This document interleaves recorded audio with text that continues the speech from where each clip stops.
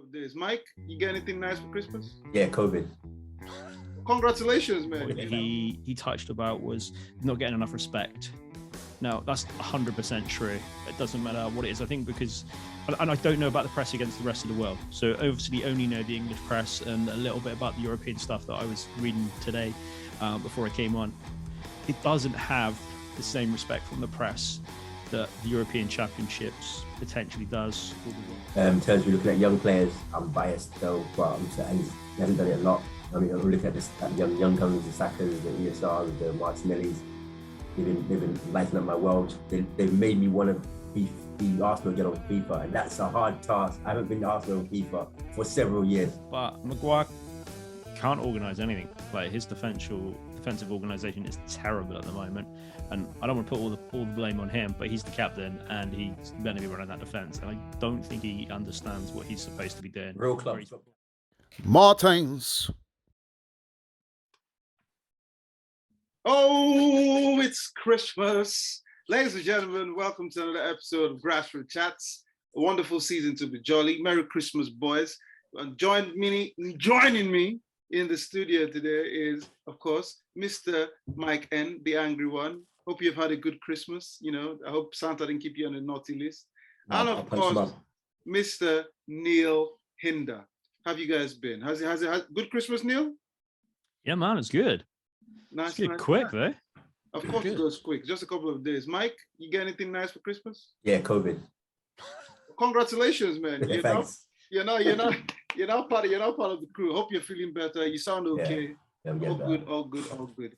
Anyway, let us start. Ladies and gentlemen, episode 20 of season 2 of Grassroots Chats. Please like, subscribe, and do all that wonderful stuff. Follow us on Instagram, Twitter, YouTube, Facebook at Grassroots Chats. But let us begin today with what is trending and what seems to be on the news.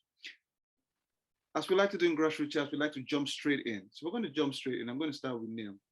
Ian Wright talks about the disrespect the African Cup of Nations has by the rest of the world and by European countries. He mentioned 3 major points. One, he said it is the highest honor for any sportsman to play for his country. So one, why is the press asking certain African players if they will honor the call? 2, he did mention the fact that during COVID, in the height of COVID, the European Championship happened between 10 countries. So he doesn't understand why people are questioning Cameroon hosting the Nations Cup. And of course, he's talking about general coverage of the competition and, you know, the awareness and people not taking it seriously. So I'll start with a simple question. Is he right? Does he have a point? Or are there other things that he's not seeing? I mean, he's definitely got most of it right, regardless of whether any of it is wrong, if that makes sense. And I'll touch on why I believe that he's right, even without necessarily having all of the facts and information, or whether they're even needed. Cameroon, one place having it, and obviously we had the Euros with 10 countries, I think it was, in the height of COVID, which, you know, in itself was, I want to say, slightly dodgy when we didn't really know so much about it. Cameroon, one country. I believe COVID's not exactly rife at the moment. I think there is one stadium or one city they've got where it's in a slight war-torn area. But other than that, there's nothing to worry about. So that's point one. Second point he touched about was not getting enough respect. Now, that's 100% true. It doesn't matter what it is. I think because, and I don't know about the press against the rest of the world. So obviously only know the English press and a little bit about the European stuff that I was reading today before I came on. It doesn't have the same respect from the press that the European Championships potentially does, or the World Cup does. Now, that's negative for 2 reasons. One, like you said earlier, it was the highest honor of any player or anyone to be called up to their country, right? Doesn't matter what profession you're in. If your country comes asking, you want to play for them, right? In fact, it could be tennis, football, swimming. It doesn't matter what it is you want to. That's your highest accolade that you can get. And I think everyone has the right to represent their country, especially at the major tournaments. And this is Africa's major tournament, right? This is their... Yeah. Obviously, there's going to be crap teams there. But there's crap teams in the Euros, right? Mainly, most of them get knocked out before because that was down. But the Euros does have, on paper, the better teams. But that's regardless of that fact. it's irrelevant for the competition, if that makes sense, because it's still Africa's top, Nations Cup, and everybody wants to represent their country. There's no one going, I don't want to do it or anything like that.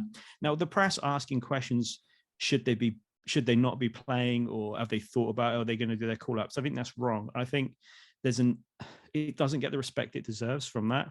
We do have maybe friendlies, only the ones I would say in England, where players withdraw from, if that makes sense, because they put their clubs before.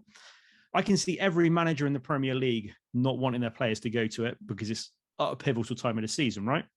But you're buying these players knowing that they're the best and they're going to play for their country in the African Cup of Nations, right? And quite rightly so. No one wants not to say they want. So although there's loads of arguments to say, yeah, but the Premier League's better and blah, blah, blah, all of it, everything is irrelevant. It's the biggest, one of the biggest football tournaments in the world. And obviously it's Africa's biggest tournament that they have. So every player should have a right, and they shouldn't be asked should they not go for whatever reason, unless there's a whole world war. Like no one should be asked not to go, or even it's a nonsensical question, because every player should want to play for their country, unless they've had an argument and decided not to play for a political reason, but they're not going to get asked that question anyway. So yeah, I believe that he's right on so many different levels, and I just wanted to dissect that from a point of view of not knowing enough, being maybe culturally inept, from a wanting of a better term, and having a look through and going, actually, how did he sound? What was the point of it? What is he making valid points? And he's making 100%. It's not just him as well. I believe Patrick Vieira has come out, and Sebastian Haller as well, and said it. And yeah, I don't think it's that they shouldn't be asked. And that's probably the crux of the matter. People shouldn't be asking these players whether they want to be playing or not. Let me play devil's advocate here, and it's I 100% agree that it's the highest honor a player has, playing for his country. 4 years ago, Matip refused to play the tournament because of an argument, as he said, with Cameroon, I think. Cameroon ended up being champions, I think. And then, however, Matip refused to play. And because he refused to play, throughout the tournament phase, he did not play for Liverpool. If you go back historically, there have also been points where players were a bit worried about losing their place in the club football. So that's why injury or something happened, they didn't go, one thing or the other. So when you look at history and you see all this happening, and not to mention the fact that some players have actually gone out on record to complain about how they are treated, the hospitality and all that. Mike, is it really racial? Or is it really a wrong question to ask? Yeah, it is. Those you represent your country. You already started talking about the facilities. You don't say that when you talk about in the other tournaments. No, just to be clear, I didn't say that. These are players I've gone on record to say it. So if they keep going on record to, for example, but it's irrelevant it's relevant. You're representing your country. So what's that to do with the price of bacon? Not much, really. And sorry, anything you have to say with, can I take the racial element out of it, or that obviously means it's racial. Do you know what I mean? You don't say that about any other question, right?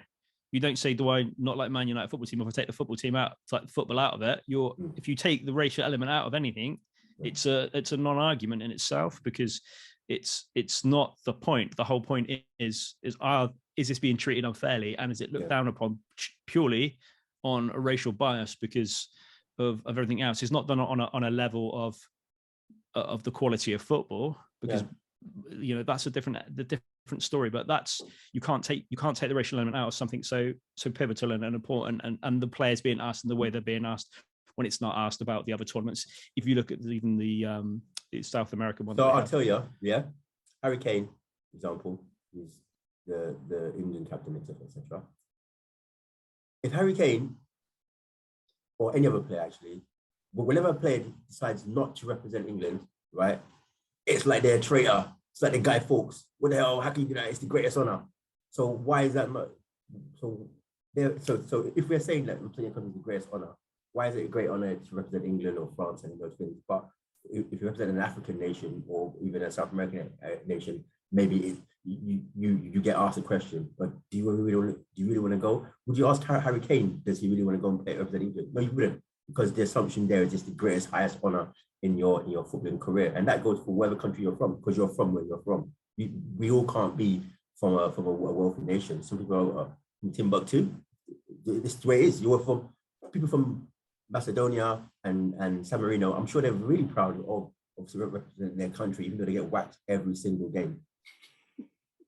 But the point is, you represent your country. If I was from San Marino, I would love to play for San Marino, even if I'm getting whacked every single game because I'm representing my country. No, but the level, I'm not comparing the level of footballers, as Neil mentioned earlier. Some teams are good, some teams are not good, and so the question shouldn't be asked. The player should be called up, as the clubs already know that these guys are possibly represent their country. So the next question, though, what are the things that can be done that can make the Nations Cup, be seen in a better prestige? For example, why is it rocket science for the Nations Cup to be played in summer? Mike, I'll start with you. Okay, so that's a logistical and a scheduling issue. Yeah, it would be easier if it was scheduled, for example, at the same time as the what's it called, the CONCACAF, the South American one. So it's off season. Yeah, that would be better for all of the clubs involved, etc., etc. It wouldn't necessarily increase the respect for it though, but it would take the burden off the clubs thinking, oh, I'm going to lose my best player for a whole month. But it wouldn't change the respect, because we're talking about publicizing it, advertising it, all that sort of stuff. It's not going to change. People would still get asked, oh, because all you do is you shift it to, yeah, but that's your off season. Do you want to? Yeah, but surely putting it. You've had a hard season. Do you really want to go represent Cameroon? You need to get your break in. There's always going to be something. Just don't respect it. That's it.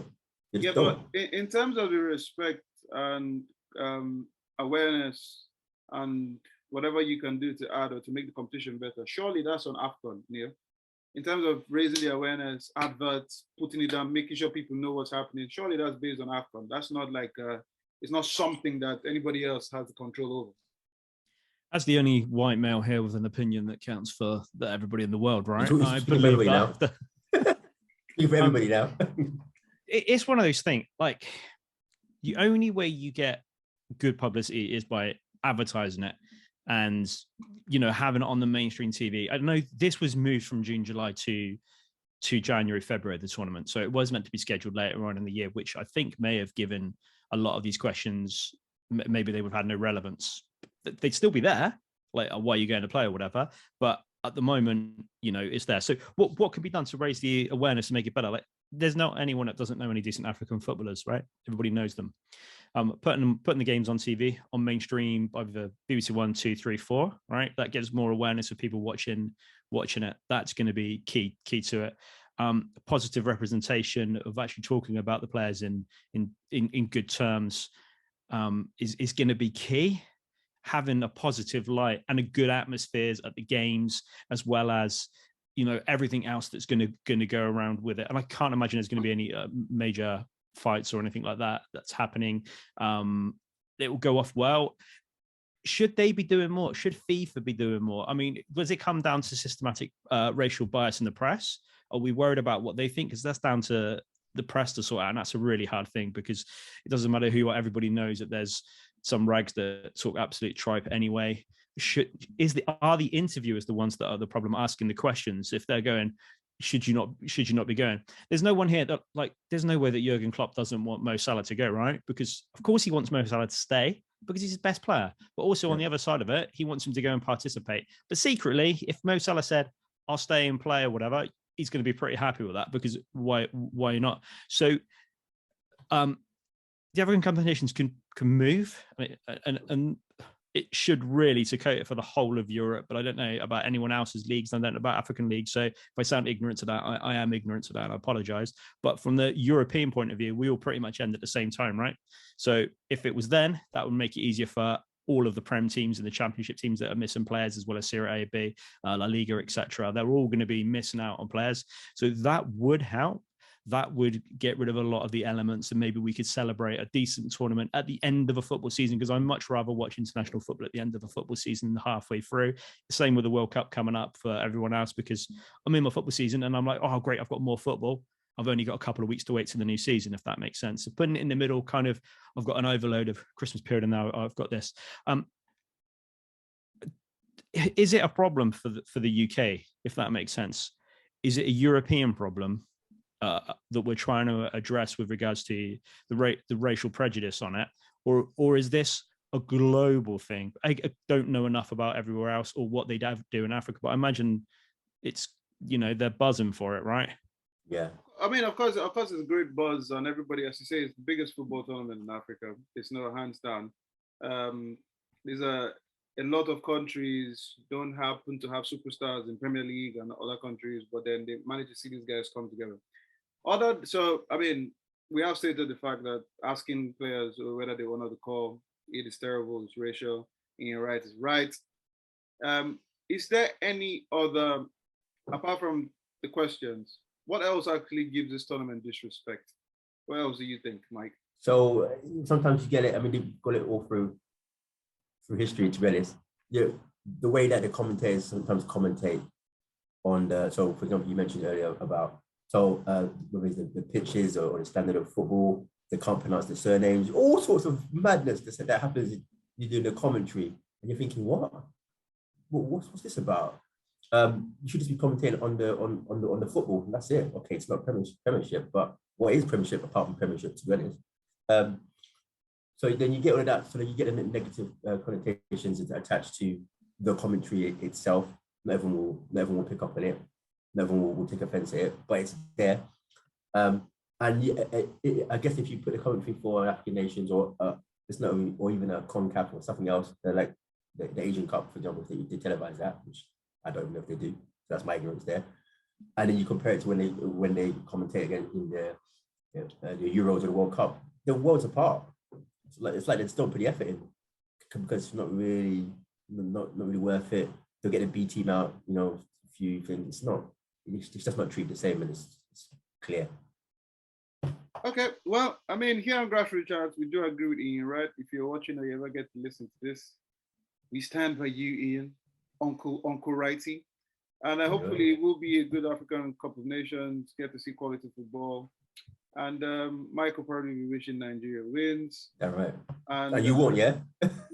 I'm neutral. And Neil will be wishing, I don't know who Neil will be rooting for. But Neil might have a player in his team that plays for, I don't know. Host nation Cameroon, right? Yeah, fair enough. Yeah. Okay, host nation Cameroon. There you go. Algeria are the current champions, with Mahrez in there. Let's see what they can do moving forward. Okay, let's travel from Africa and come back into Europe, and let's go to the English Premier League, as we like to discuss week in, week out. Is it over? Has Man City picked up the Premier League title in Christmas? We started the season with 4-horse race. Now, at some point, it was 3-horse race. But now, is it Man City's cup or league to lose, Mike? Yeah, well, they're in control at the moment. But I mean, what's this? There's like another 20 games in there. 19 games. Another 19 games. There's a lot that could happen.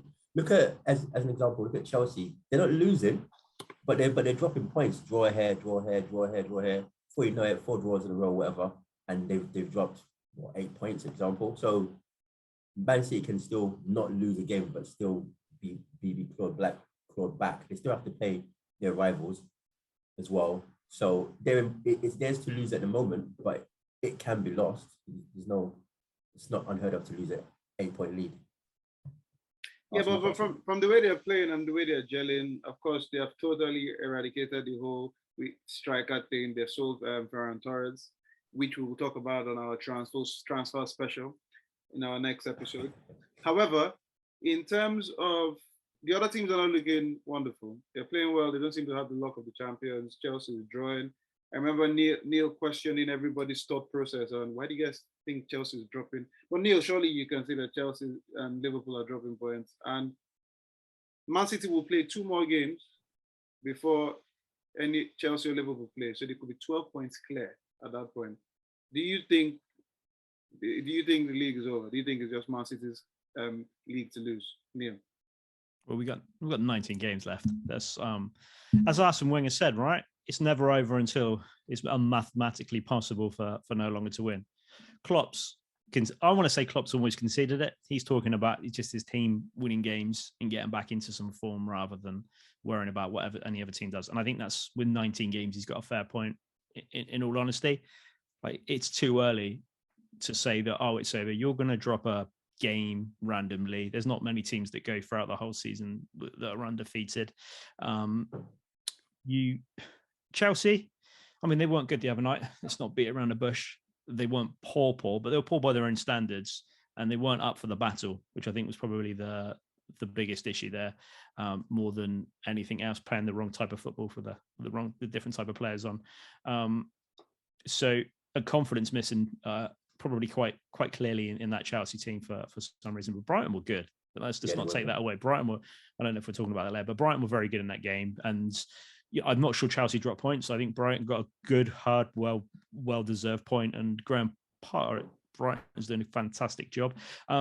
Back to the Man City, Pep doesn't like playing with forwards. That's Pep's philosophy. Everyone's a football player. Everyone can play. He doesn't want to have Lukaku sitting at the top in his team. If he's having a forward that's playing, that forward's got to work hard. He's got to be pressing down. You say that though, but this guy is ready to release 100 million on Harry Kane. Yeah, but he's not going to play every week, right? He probably would have. Would have. He's beaten that. He bought Mahrez for like 75 million, right? And Mahrez, bit part player for the team, pretty much comes in as a decent squad. I want to say decent. He's way better than a squad player, but he is a squad player in that team. There's not many players that aren't squad players, really. Right? Yeah, they rotate nicely. So Harry Kane going into that team, Harry Kane would have gone there for the money. That's literally. I don't think he would have played as many games as other people thought. He didn't like playing Sergio Aguero very often because he didn't have the closing down and the work effort to be that everyone else. Was injured towards the end, so you can't. Yeah, but even when he came in, he wasn't his talisman. That wasn't the style of football that he wanted to play. He sold Leroy Sané as well, who was a great winger. Yeah. And he sold him because he didn't have the work rate he wants. He's dropped Raheem Sterling, who had a fantastic, Euros and was on fire. And he and Grealish, 100 million for Grealish, and he don't play the game. Yeah, because he went out for a night out, right? Well, they was like laid back. Can drop you for whatever reason. Grealish, as we understand, he was out, bing, bing, bing, bing, bing, bing, bing, and then got sent to the bench. So what was that? Is that the new ringtone? Or... that's our new jingle music. All right. I'm imagining that's the music Grealish should be listening to. Okay, fair enough. But why? I don't think Kane fits in the team. That's I don't think he's got the work ethic to fit. And if Kareem was here, he would be backing that up saying that is topic for another day. However, when you're looking at the thing with Man City is that everything seems to be clicking. They're playing really well now. Currently, they're playing really well. Well, you can only talk about it from what is happening. They're playing really well. Even if they consider 3 goals against Leicester, they scored 6. And then when you look at Chelsea, their struggle started. So they lost 3-2 to West Ham. They beat Leeds 3-2, and then a bit of a struggle against Everton. Had loads of chances. Ended up playing 1-1. Tried to cancel their games against Wolves. That didn't happen. They drew that 0-0. They beat Villa away 3-1, and then they have drawn with Brighton. Now there's this talk about Lukaku saying, Tuchel has changed the style of play. He has to be professional, blah, blah, blah. All of a sudden, his heart is at Inter. Is there something happening behind the scenes? Is there a problem we should be that's beyond the football? Mike, what do you think? How do you go from just having so much form and command to just start? Then you just start struggling. I don't know. Yeah, there might be something going on, but on the pitch you can't tell apart from performances. But it's not long ago. Choice was almost everybody's pick for the title. Well, I picked them for the title, to be honest. And we'll go back to Liverpool about how they kept it so tight and they were almost unbeatable, blah, blah, blah. And now look, we're now saying, they're in the bin and Man City are going to win it. So there's nothing to say that can't happen to Man City in the future. You just don't know. But yeah, they've just lost form. Tuchel is making noises about losing players or not having enough players, but that's happened to everybody. So that can't be, and you've got as big a squad as anybody, so that can't be the reason. They're just not performing. It happens in football sometimes. Well, I would say that on the back of that, on Tuchel, he doesn't trust in his complete squad. That's what that says to me. When he loses a Thiago Silva, he hasn't got a replacement that he feels confident coming in. I think when you look at the likes of Pep, he's confident in whoever comes in. The team is all working well. They've been there for a while together, but Tuchel isn't confident with whoever comes into that team who isn't in the starting lineup. They've got Werner and Havertz, who both haven't performed as anyone would have thought they have. That's 3 Bundesliga players that haven't performed well since they've signed for the Prem, along with Jadon Sancho. So maybe it's harder to get stuck in and enjoy the football in England than it is in the Bundesliga. Maybe, they're the wrong temperament. Maybe Lukaku coming back, being off for a few games and then coming back. He's struggling with a bit of form. He may have been left out for X, Y, and Z we don't know about. There's so many things that are going on, but they didn't play the football that he had played towards the end of last season or even the first half of this season. It was confidence missing. Mendy hasn't been as confident as he was before in goal. And I think that's rippled through the team. And a couple of injuries have obviously caused them woe, and actually not been able to postpone a game and gripe in. It does sound a little bit Mourinho-esque with blaming X, Y, and Z, but I don't have an issue with him blaming anything. It's just trying to take pressure away from the team and say that he needs a bit. He's not as classy as Brendan Rodgers, who had to play two games in 2 days, right? Who came out and was like, we get on with it. That's what we do. That's what we're paid for. But you know what's funny though? It's almost the exact opposite of Bielsa. So Bielsa will play the same football and put anybody in there. The guy just go and play, regardless. Yeah. As soon as Tuchel hasn't got the right guy, or what he feels the right guy is, he'll start tweaking and changing it. You know what? Let's throw it back. We'll do this instead. We'll do this. We'll do that, because he doesn't feel like you say he can get that out of the players. But then is that down to the quality of the players, or is that because he hasn't coached young guys to the same higher standard? They might not have the footballing IQ and I mean that in the nicest possible way, right? Sometimes the quality of the players is very proportional to the trust the manager has, because it's like Fred, yeah. Well, of course, as you can see, Fred is improving, man. They're giving him chances up and down. I mean, Fred was in the team that beat Arsenal. Just saying, saying. But as we continue to move, in terms of managers that have been, tweaking and complaining, Klopp seems to have been talking a whole lot of wonderful stuff, saying how things are this. I mean, Liverpool looked like they were struggling when they drew with Brighton, lost to West Ham, but then they beat Arsenal 4-0, Southampton 4-0, Everton 4-1, Wolves 1-0, and they were doing all well, and then they drew with Spurs 2-0, and then, of course, lost to Leicester. Have they lost form, or is it just, foot off the pedal a little bit, Mike? I know how you love Liverpool. No, but it's the Premier League. It's a competitive league. So on any given day, anybody can beat anybody, particularly in the Christmas period in England, because it's so hectic. So Liverpool losing to Leicester shouldn't be any sort of mad shock, because it could happen. So it's not like they lost to, like Arsenal lost to bloody Brentford. But yeah, so it can happen. So they're doing what they're doing. They've really had a few injuries here and there, COVID issues. But again, that's like for most teams. They should have won that game anyway, to be honest, because missed a penalty. What's his name? Mane missed a couple, but it just wasn't for them. But Leicester defended like heroes. Got a great tactical substitution. Won the game. That's it. So when you look at the game, so when you look at City is playing Arsenal next on New Year's Day. Thanks for reminding me. 12:30, Arsenal is at home, and then their next game after that in the Prem is against Chelsea, Saturday 15th of Jan. So when you look at this, Neil, obviously Arsenal 3 points against City on New Year's Day. Just quickly going back to Klopp, he did say one thing that was quite interesting after. He said that the losing wasn't as bad as the performance. He wasn't pleased. Trent Alexander-Arnold was woeful on that game. He didn't even run back for Lookman and a couple of other ones. He was poor. He was running, but just... like me. That's how quick he was running, right? Like those stats on the website aren't true, but he was running like literally he was in treacle. It was ridiculous, and I think that is his problem. There's a level of acceptableness of behavior that was, but it wasn't being met. And that isn't quality of player. That isn't being coached. That's work rate and ethic. And they didn't have that in that game. And that's what he was annoyed about, with not losing or anything like that. Because like you say, it's the Premier League. Anyone can lose against anyone. Missing a penalty, it happens, right? And what happened after the penalty, the header, that was unlucky. Their instance, but the work rate, the ethic, the running and putting that shift in. You want to see someone come off sweating their balls off for your team, right? And that wasn't the case in that game. And that might be a blip, but he wasn't keen on it. So I think he's seen a decline in that.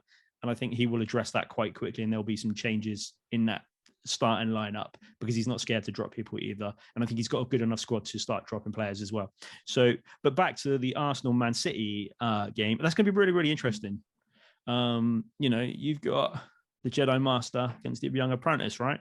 But he's not there. He's got COVID. He has got COVID, but he'll still be managing on his phone, right? It's not like he's not allowed to be there. He'll be on. He's watching EastEnders or something. Yeah. He'll be watching us get smashed up by Man City. Just not there. I think it'll be really interesting. I don't think Arsenal are going to get absolutely smashed. I'd like to see them win it. That makes the Premier League way wide open for the top. It also keeps Arsenal's hopes for fourth more achievable and realistic than maybe it is, or the fake place that they're in at the moment is a bit over. But it'll be a big pivotal point, depending on who he starts paying and who he starts trusting, and how he continues to the new year. Because now we're talking of, from the 1st of January, players can start talking to other agents in other countries about moving at the end of the season. So that's going to potentially, like I said, at the end of the season, isn't his contract? Yeah, and Nketiah. Nketiah is different because he's under 23. So if he gets signed, there's going to be a tribunal fee involved with whoever, unless he gets signed from abroad, which save this conversation for later, man. But these are key things for the first, because these are going to be head turners on that day, right? They're going to get calls. There's no way that Lacazette's not going to get a call from his agent going, right, I've got X, Y, and Z interested, because he only gets paid on the renewal of a contract or a signing on fee, right? So he's going to be keen to get that open. I think Man City will win it, but I think it could be a nice tight affair, and I think that Arsenal will play a lot more solidly in that game, and it'll be interesting to see whether Arteta will potentially change his tactics for it, or he will continue to play the baby Pep way, which I don't think you can do against Pep. That's one team you can't play against, right? Yeah. So that if he plays how he should, it'll be a close game. If he tries to match them you're going to get caned. Well, we shall see. Mike, I shall ask you about that game when we talk about fixtures later. But if we continue, the boys don't believe it's a one-horse race, if there's anything like a one-horse race. But anything can change with 19 more games in the league. So let's see. It's still between City, Liverpool, and Chelsea. So we'll see what happens. And then if we're moving on to the top four, just so that you know, Man United is 3-1 up at halftime. Damn. Yeah, and still 45 minutes, anything can happen. We've seen well, it's 3 points, 3 points. Don't really care what the score is. Yeah, so it's still 45 minutes left, but we shall see what happens. But speaking about Man United at the top four and the position for the fourth place. So we pretty much have West Ham, Tottenham, Arsenal, Man United, Leicester, all possibly could potentially finish fourth. And of course, it keeps swinging and changing, draws here, wins here, games being postponed. And it's just actually making the drama even better. So looking at 19 games, and of course, 19 more games to go, what are the chances? What do you guys think? I'll start with you, Mike. How do you see it happening? I mean, removing bias, and obviously you want your beloved Arsenal to finish fourth. But if you look at what's happening and how things are going, out of all those things I mentioned, who do you think will finish fourth? So obviously Tottenham's got the games in hand, which you don't know how that's gonna pan out. Got a new manager, got to work in a different way, so they're gonna be a threat, even though they're a nothing club, as Neil says. And then you've got Arsenal. Yeah, if Arsenal keep playing the way they're doing, and don't have that February blip that we used to have historically, we could still be in there because we're not in Europe and stuff. And Man United on paper should be in and around that because of the players that they've got, just because of Man United. So those are the three I really see. I think West Ham will fall away eventually now because they just haven't got big enough squad. So I think they'll just fall away. But they'll still be there in top six. I think they'll be in top six somewhere. As for fourth, my heart says Arsenal, but my head says somebody that's not Arsenal. I don't want to say who I wanted to. Man United or Spurs. I can't say that's one of you guys. I can't. No. What do you think, Neil? What do you think? So at the moment, Arsenal obviously played 19 games, fourth position. West Ham have played 19 games. They're fifth with 31, 4 points behind Arsenal. Man United playing their 18th game at the moment and 4 points behind Arsenal. And of course, Tottenham played only 17 games. And then Wolves and Leicester are still, just at the outskirts. But you never know. But who do you see finishing for? It is a tough one. I mean, Arsenal are lucky that they're not going to be hit with the African Cup of Nations, other than Pepe leaving. I think that's. I know what's his face. Partey. Oh, it's Partey as well. I mean, you don't like him anyway, so you'll be blessed with Partey and Pepe being at and Oba, but they can all go. They can all go and look really good and sign new contracts elsewhere, right? Exactly. So I don't think Arsenal are going to struggle from that, which is probably a blessing in disguise for them. Do I think they can make top four? So Man United are going to be a really tough one. If they actually play two up front, like he's playing today, they might have a chance of doing it. But that's only if they decide to go down that route. But you have got the oldest strike force in probably the world of the Premier League has ever had combined age of, I don't know what they're like, 85. Yeah, 150. I was thinking they must be. I mean, ladies and gentlemen, just so that I know, we don't exaggerate on Grassroots Chats. just keep it real. They're both about my age, I think. But they're well old. It's a combined age of 71, I think 72, one of them. Yeah, they're both way past their peak, right? So that's a hard thing for them to keep going. I suppose they're lucky that Man United aren't going to get too far in any of the other cups, which might mean that they'll scrape into fourth. I think it will be close between United and Arsenal. West Ham have got no chance; they're going to fall away. Leicester. No chance. Why do you say so? West Ham haven't got the squad for it, and they won't be given the money in January to boost. Yeah. And who do they buy? Who goes to West Ham at the moment? They'll wait till the African Cup of Nations and sign two players from that look half decent, and that'll be their scouting pool done. I don't think they've got the players to come in or the budget to sign anyone that's going to set that ground alight from there. Plus, they're going to be up against Newcastle, who are going to be signing players left, right, and centre from that side. But to answer your question, it's going to be between United and Arsenal. I think Arsenal will just nick it because I don't think Ragnarok can get them playing quite as he wants by that particular time, or know and trust his wingers enough. Is he playing wingers tonight? Yeah, I saw the formation, but I couldn't work out if he was putting him in the centre of the park or going, you're playing out wide today, guys. Actually, I don't know. But saying Sancho it's still Sancho and Greenwood. Yeah, but are they playing as wingers or is he putting them as central defensive midfielders? It still boils down to the 4-2-2-2. It still boils down to the same high press formation. So how does that even work? I don't know. It's 4-4-2. Watch us and find out. Other than that, I take it that you two Tottenham loving boys don't see Tottenham even having a chance of finishing fourth. Is this because you don't like them or you just don't see it? No, I think they've got enough squad. Like they haven't played consistent all season. They're up there purely out of other teams being worse. If Kane leaves or decides to play well, that's another story. He's obviously given Dele a chance to play. That's good news for everybody. Good news for everyone else. Or good news for Dele because he finally gets some football, right? And to find out whether he can cope or not. I don't think they'll strength. He must have been promised a transfer budget. Whether that's in January or July is another story. So that will be when Tottenham change into the Conte team that he wants. But I don't know, as I say, whether that be January, July. And I think it'd be close whether he can pull a rabbit out of the hat to get fourth, because that's going to be a hard one to get fourth in. Well, we shall see. Mike is not quite sure. He's wanting his beloved Arsenal. Neil believes Arsenal should make it over Man United. Well, we shall see who finishes fourth. I mean, the Premier League, you always have certain teams that just hang around. They're just there. They pretend like they want to be relegated, but they don't want to go up.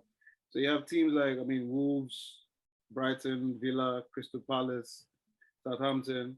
But it's when you look at the relegation battle, and as you said, we do know we have 19 games left, even if some teams have played only 17. So Burnley are playing their 16th game tonight, and they are 18th. Newcastle is 19th. They play 19 games. Norwich is last. Watford has played 17 games, they have 13 points. They're currently on 17th. Leeds has played 18 games and they're 16th. Everton has 19 points, and even if they play 17 games. So if you look at Everton, Leeds, Watford, Burnley, Newcastle, Norwich, I want to believe that we all believe here that Norwich is going down. Who do you think are the other two to follow? Mike? We're all putting, it should be Newcastle to one of them, but because of the money they've got, you don't know. But because I mean, you can get out of it because they're only 2 games ahead. They're only 2 points behind 17th. Even if they play 2 more games, but with the injection of players and performances like they did against Hughes this week, who knows? But realistically, in a real world, Newcastle should be going, but we'll see. After that, I think Burnley will be all right, to be honest, because they're quite solid. So I think Watford and Leeds might get dragged into it though.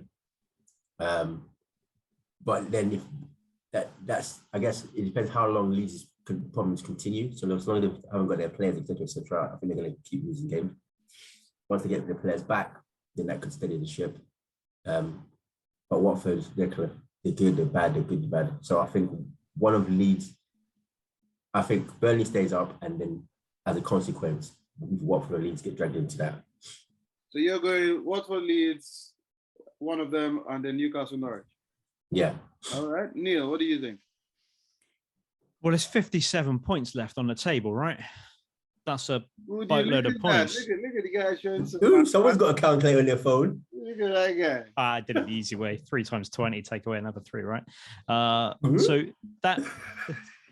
So anyway, regardless of how I do my maths, that's irrelevant. Norwich buggered up. They got rid of their manager, and now they're gearing for life. What with Dean Smith from Villa that was struggling anyway. That was a really bizarre appointment. If they were looking for to go up from the Championship next season, then trust in the process that you already had and work with Farker. That was really bizarre from that point of view. Newcastle have only won 1 game all season, the same as Burnley. So I know Burnley have had a load of seasons in the Prem, but and have been quite successful and quite robust. They may have only played a certain game, but they've only won 1 all season. That's scary when you're like 16 games in, right? So they pretty much draw specialists like Newcastle at the moment. I personally think that Watford will go down.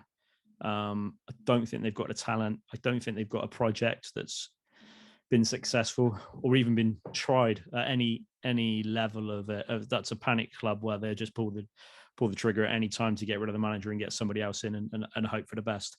Newcastle will stay up. I don't think that Newcastle will go down. They've got that's a big call right there. I mean, if you look, they're 2 points behind Watford, right? So if you've got Norwich, Burnley, and Watford down, I mean, it's not like they're miles behind, and Leeds are only 5 points in front behind, but they've played 2 more games. I don't think it matters. I think Watford are good enough to win 2 more games. That's they've won 4 games. They can't draw. They can't grind out a result. So Newcastle had a great game the other day, and looks like they're starting to put some effort in. Also looks like they're about to lose Maximum and Wilson, yep. Yeah, but they're also coming up to January, right? And they've been waiting for January since these guys took over. So if they haven't got that in their mind, their business already that they want to do, they're idiots, because you're buying that club with money, knowing that you've got a problem because you're already bottom of the league when we're buying you, and we need to buy players. So they have to have that in mind already when they've gone in, and that has to have been agreed by Eddie Howe or whoever else they've got an advising of these players. So there has to be a plan. If there isn't, it's really, really poor planning and really, really bizarre. But I believe that they've got the financial clout out of all the clubs down there. And at the moment, it's going to be who can buy a result, because at the moment, they're not grinding results out. So you're saying, who's going down for you? What are the 3 going down? I think Burnley and Watford are going to go down with Norwich. Wow. Norwich might be the lowest ever point scorer in the points in the Prem as well this season. Yeah, they're so poor. They're like Derby poor. I mean, both of you agree with Norwich. I mean, I believe everybody does, but 2 different opinions when it comes to the other teams. Well, we shall see. We shall see what happens. It's looking wonderful in the Premier League. It looks all nice. Struggle for the top top 4 or 4th position, stable teams, and of course relegation will chop change. And we shall see what the next 19 games, all the COVID stuff, Nations Cup coming up, and players being shuffled. We shall see how all that adds up. However, now this is going to be one of the best parts for me. Could you please tell me your top players of the year 2021? And I should start with Neil. Before you both say me as the signing of the season, because I know that's going to happen, I just want to just humbly say like, no, you must have someone else. Top player of the season, Mo Salah for me. I know he missed his penalty, but he's been on fire this season. He's been really, really good. Top goals, top assists in the Prem. Like you're a bit of a statistics guy. You like all these statistic things. That's finding a player, right? Stats matter. That's all like that's one of the reasons why he's such a good player. The crowd love him. He plays with a smile on his face. He's a joy to watch with the ball at his feet, right? He's a little magician, but he plays for the team. Like, it doesn't matter. He's in there for the team. But if he wants to be selfish and individual, he can do that as well, which is, I'd love him at Wednesday. I mean, I don't say enough, but in one of these kits would be beautiful. No, Salah Wednesday, my good God. Anyway, before we even respond to that, Mike, who's your player so far 2021? Yeah, I mean, you can't look, if you're looking at forwards, you can't look beyond him. People keep using the term arguably the best player in the world at the moment. Everyone keeps saying it because he is. So you can't really look beyond that as a striker. If you're looking at other places or other areas of the pitch in midfield, I'm liking Declan Rice. He's been doing bits and bobs, to be honest. I'm not gonna lie. In terms of looking at young players, I'm biased though, but he hasn't done it a lot. I mean, I'm looking at the young guns, the Sakas, the ESRs, the Martinellis. They've been lighting up my world. They've made me want to be Arsenal again on FIFA, and that's a hard task. I haven't been Arsenal on FIFA for several years.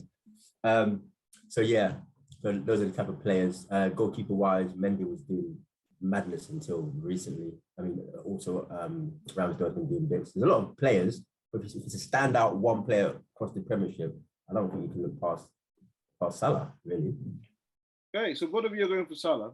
Who would you say is possibly one of the most underrated players for 2021? That's how you know. Underrated players? Yep. What, in the Prem? Yep. There are players that do the things that, and people just go by unnoticed. People don't even see, oh my God. Who would you say is possibly one of the most underrated players in the Prem? I mean, have a think, Mike. Keep thinking. Man Neil is thinking. Keep thinking, because this one was one of the questions you messaged me about. No, James Milner. I'll tell you straight away. James Milner. James Milner. Yeah. Okay. Why do you think? Play everywhere. I don't think he's underrated though. I think he is. No one says he's a baller. He's a baller.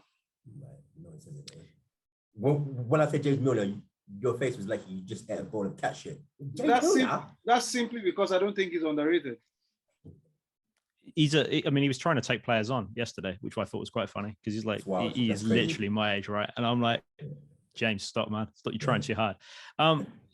Is it Buscemi for... I might have pronounced it wrong. From Brighton. From Brighton, the midfielder, man. What? He is the type of player that you want in midfield. He's putting tackles in, he's passing the ball, he looks confident, and he's playing for the team. Like, as an underrated player, I think anyone can be underrated is going to be in a lower club because, everyone knows the bigger players and watches them week in and week out because that's where the coverage is at. But as a player that will probably go on to, I want to say, bigger and better things, which is disrespectful for Brighton, he potentially could play for a bigger club, a perceived bigger club in the Premier League quite easily. Nobody put a bid in for him. Might have done, yeah. Oh yeah, maybe because he was only 40 million. I think they were asking for at the time. Plenty of time. You never know. We'll see what happens come the end of season or January, and of course I'm sure you should have like a long list. Wait, hold on quickly. What nationality is he? Is he got African nations? Don't know.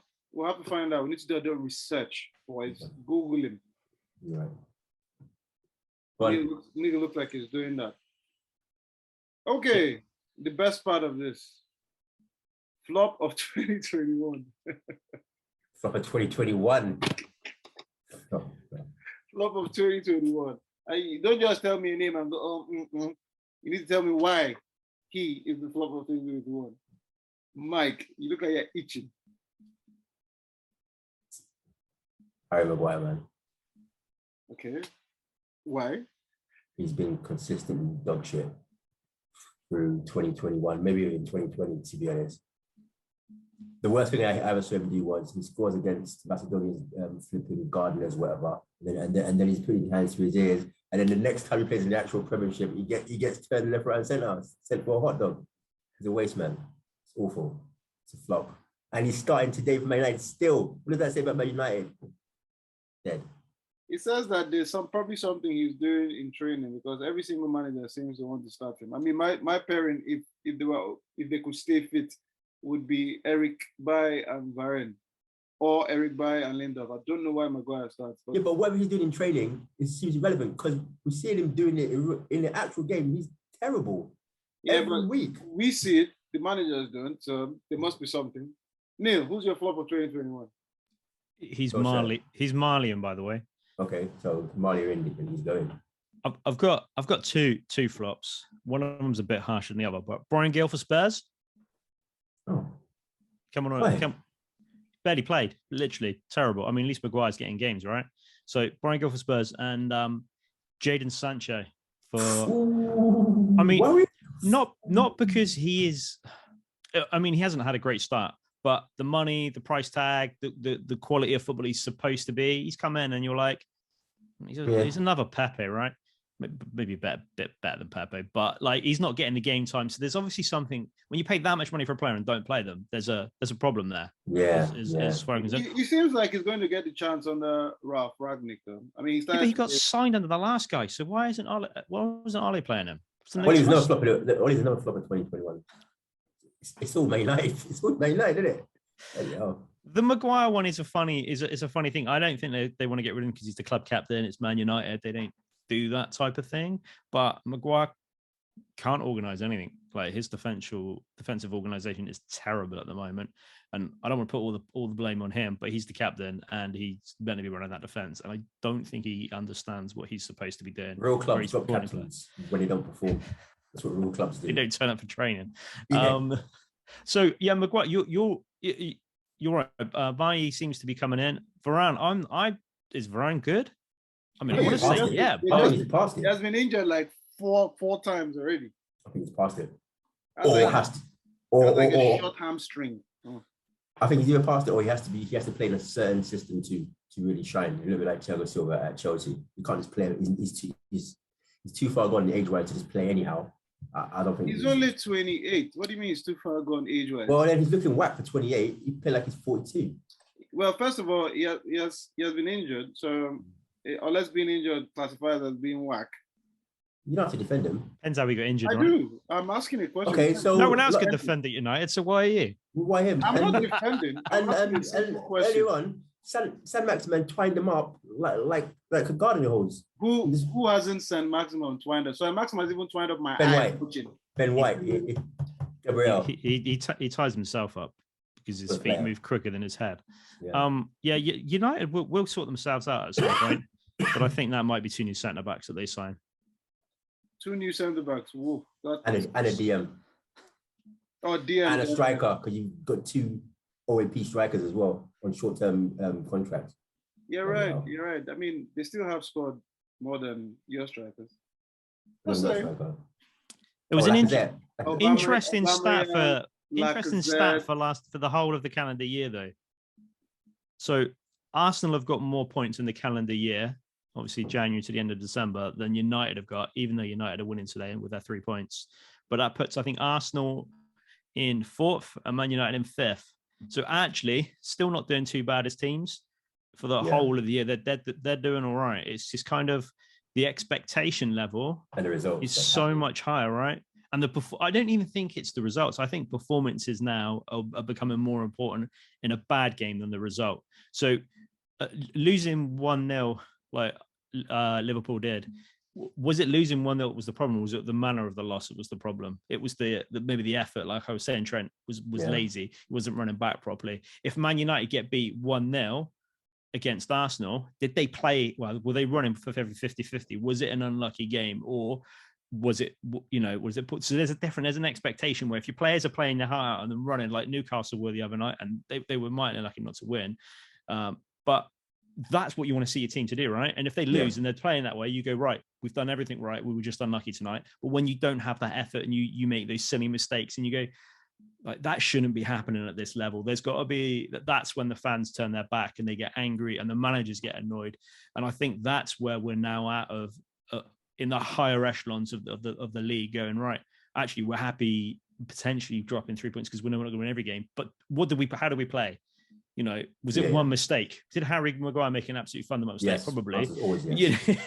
But how do we go? Did everyone else play well? Were we playing the right formation? Was Ronaldo playing well? Was Cavani running? Was Mason Greenwood finally having a decent game? And Rashford fulfilling his potential that he had 2 years ago and just completely disappeared? I like the fact that, considering the fact that Neil doesn't have a team in the Premier League, I like how he can just pick which team to go. I mean, he clearly can't upset the missus. He never talks too badly about, always looking for stats about how Arsenal is doing really well. But they're facts, though, isn't it? Facts. They were facts, and I got loads of facts for the year. I was looking all over the net. I was tweeting up to Joe and up to Jim just to try and get stuff for it to see what was going on. Oh, you were tweeting them, were you? Tweet them, yeah, not from our account, from mine. Just to see what's been going on for the year, because these are key things, but these really help, and it's the progression of the club and what the club is trying to do. You've got Chelsea that will do a quick fix and get rid of the manager. United, you want a project. Arsenal want a project, right? United want a project, but won't stick by a manager long enough to fulfill a project. Where Arsenal were like, you know what, he's one of our own. That's actually given some option time, right? But should they have got rid of him? That was struggling. Arsenal is trust.